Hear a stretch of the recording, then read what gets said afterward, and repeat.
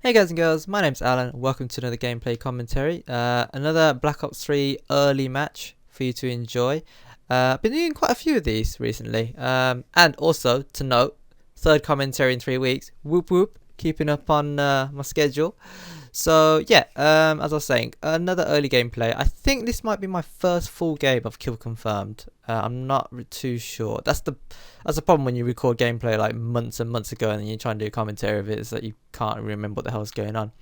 As you can see, the gameplay is sped up. This will stop in a minute. I had to speed up the first minute or so because it was boring and I wasn't doing anything. I mean, I haven't cut anything out. I've just sped it up so you can see for yourself. And now we're back to normal speed, so we can enjoy it as is. I think I do okay in this game. I mean, as I said, it's an early game. I try and get involved, but my KD isn't great. But that's to be expected from an early game.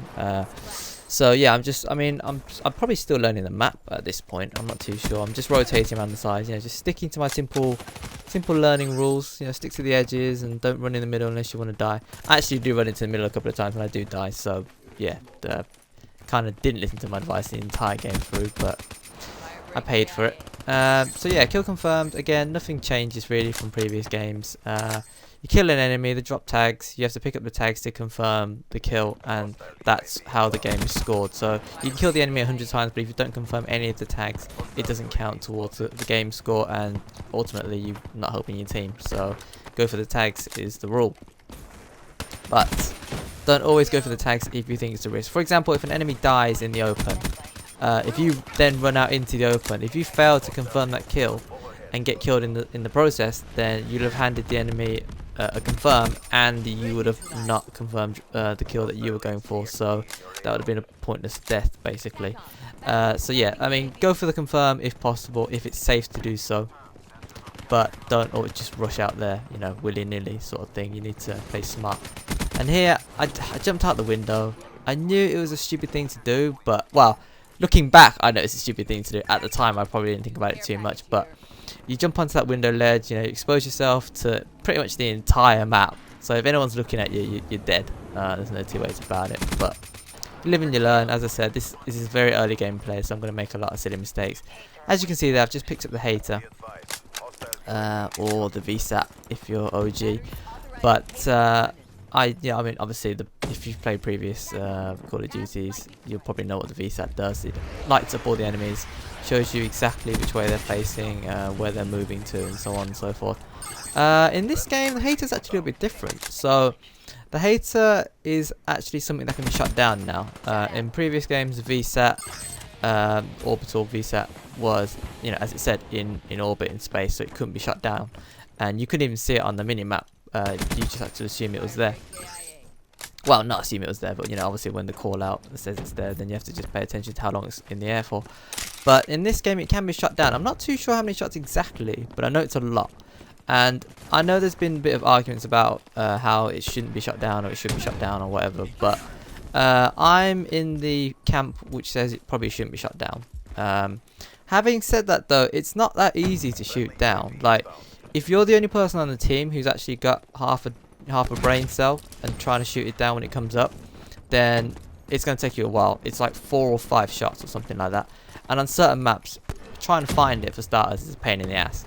So you got to try and find it, try and shoot it down. 4 or 5 shots, as I said.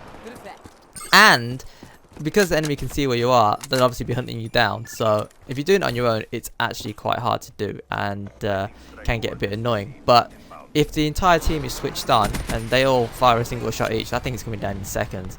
So it really depends on your teammates and who you play with. Unfortunately for me, I play with a lot of stupid people. Not in my party. I mean, like, I just get partnered up with pubs who are pretty stupid sometimes. Well, most of the time. Let's say 60-40. 60-40-ish. And so, unfortunately, it doesn't get shut down. But I mean, at the end of the day, you're trying to stop people from getting streaks and stuff. So, you got to take some accountability for it if they do get a VSAT. But again, teammates, if they die over and over again, there's not so much that you can do to prevent that. But as I said, you can shoot down this game, whereas in previous games you cannot. So as you saw there, I picked up a care package and I got a Rolling Thunder. Now, if you play Black Ops 1, you remember the Rolling Thunder quite fondly because that kill streak was actually really cool. So in Black Ops 1, if you targeted any part of the map, if the enemy was there, they'd be dead. Indoors, outdoors, they'd be dead. Whereas in this game, if you target an area where an enemy is indoors, it doesn't do anything. It's just like an airstrike, if you will. It's not even a roll. I don't even know why they've used the same name, because it's not the same thing at all. And there I just get shit on by this purifier. Again, standing out in the open on the window ledge. You see, simple rules. You stay inside or you stick to the edges, you die a lot less. And there's me, standing in the open again. At least I'm using cover though there. What was I saying? So yeah, the Rolling Thunder in Black Ops 1 was really good because as long as you hit enemies, they would die. Whereas in this one, you have to physically target them in the open. If you hit a building and they're inside, it doesn't do anything. They get a bit of a screen shake. They get deafened a little bit. But apart from that, in fact, I don't even think you get deafened. In Black Ops 1, it was as if you'd been hit by a concussion grenade. And that was really good because it made the kill streak so good. And this one, I think it's the same sort of level. You need to go on similar sort of kill streaks to get it, but it's quite frankly a piece of crap. And I'd rather get a UAV than a Rolling Thunder. I don't know if there's any situation where, then again, it's very situational. But as I said, it's not as good as it was in Black Ops 1. You have to target players in the open. And so I suppose with things like domination or demo or any objectives where, you know, it's something outside that you need to defend, then I guess it has its purposes. But the only good thing about it really, I think, is animation. I think it looks really cool. But for something that looks like that, you'd think it'd do more damage, but it just doesn't. So that's a shame. Wow, spent a lot of time talking about how crappy that Rolling Thunder is. So, the weapon I'm using at the moment, well, on the screen, is the Man of War. And the Man of War is a good weapon. I like the Man of War. It's got good damage, decent accuracy, recoil's manageable, really nice iron sights, but I'd still go with the red dot because I'd go with red dots on most weapons, to be fair, even if the iron sights are good.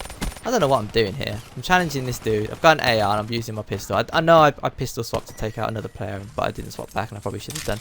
And again, that just shows how much of a beginner I am in this match. So, and again, running out in the open. Oh, let's have a guess and see how this works out. So what was I saying? Yeah, there you go, died. Man of War, nice strong weapon. As I said, quite manageable recoil, decent accuracy and all that stuff. The only thing is, it's balanced by the fact that it's really slow rate of fire. So, I mean, you know, it's one of those sort of weapons where it's accurate, decent damage, but it's got a slow rate of fire. So, you sort of need to get the jump on players. If you're in a straight up one-on-one gunfight with someone who's using the M8, for example, or the KN or something like that, you're gonna get shot down. If you both start shooting at the same time, you're gonna get cut down first.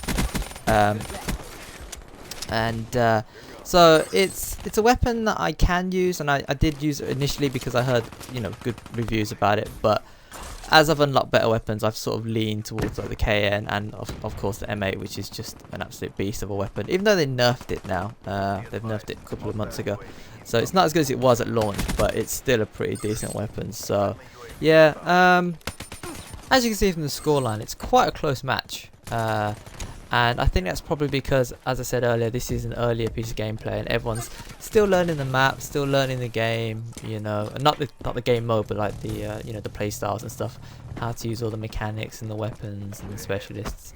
And also, there's not a lot of time left on the clock, which again speaks to the fact that this is an early piece of game. Because at the start of any new multiplayer game, you'll find that matches will always take a little bit longer than they would, say, 6 months down the line, just because, as I said, people are still learning how to play, and they're not building up as many streaks. In fact, you might not even have access to that many good streaks anyway, so racking up kills through kill streaks won't always happen as easily as later on down the line.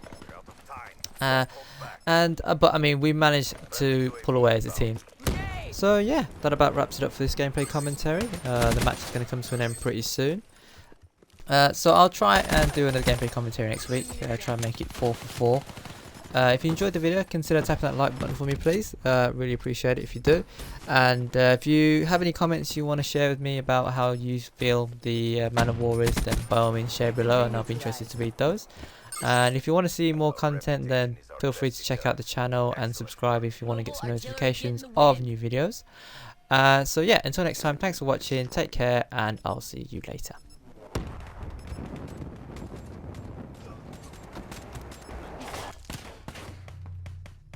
Mechanical down. Mess with the best, die like the rest.